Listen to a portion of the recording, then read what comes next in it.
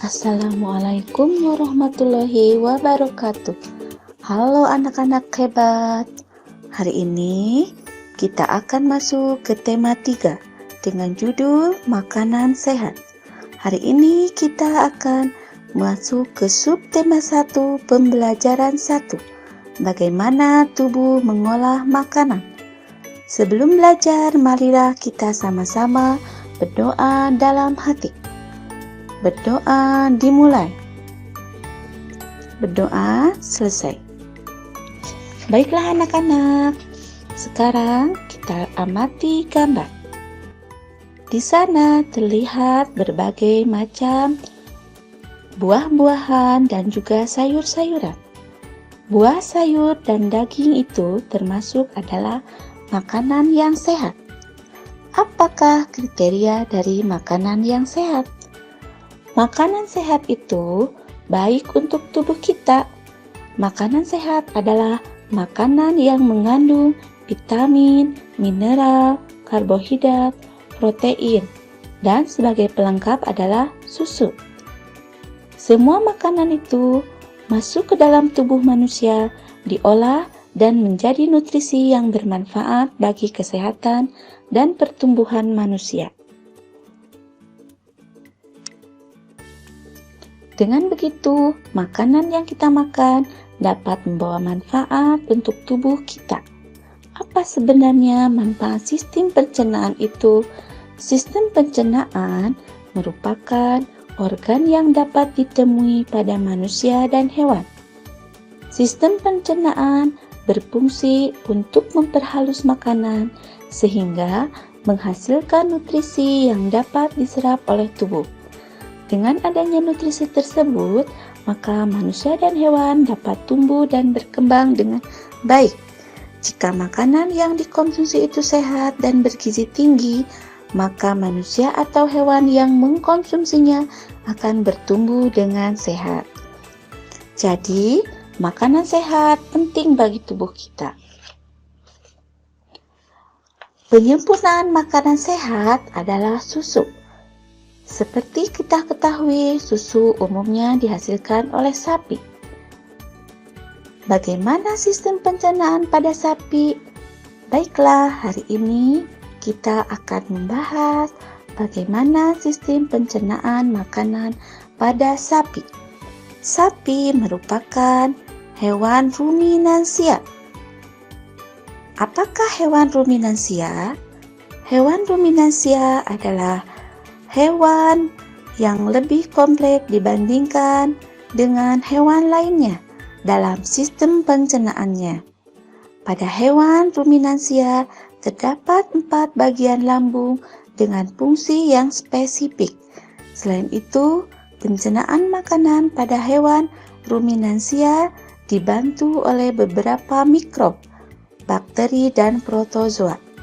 Mikrob tersebut dapat membantu mencerna rumput. Sekarang kita lihat mekanisme pencernaan makanan pada hewan ruminansia. Seperti yang telah dijelaskan sebelumnya, contoh hewan ruminansia adalah sapi. Marilah kita mengenal organ pencernaan pada sapi. Makanan sehat seperti rumput pertama kali masuk ke dalam mulut sapi. Di dalam mulut terdapat organ-organ pencernaan seperti gigi. Gigi sapi tersusun dari gigi seri yang berguna untuk memotong makanan dan gigi geraham untuk mengunyah makanan. Lidah sapi berguna untuk merenggut rumput atau makanan dan mendorong makanan yang sudah dikunyah menuju lambung. Dan yang ketiga, saliva merupakan cairan atau enzim khusus yang dihasilkan oleh kelenjar khusus pada sapi yang kemudian disalurkan ke dalam rongga mulut. Saliva berperan dalam proses pencernaan kimiawi. Lambung sapi berbeda dengan lambung manusia.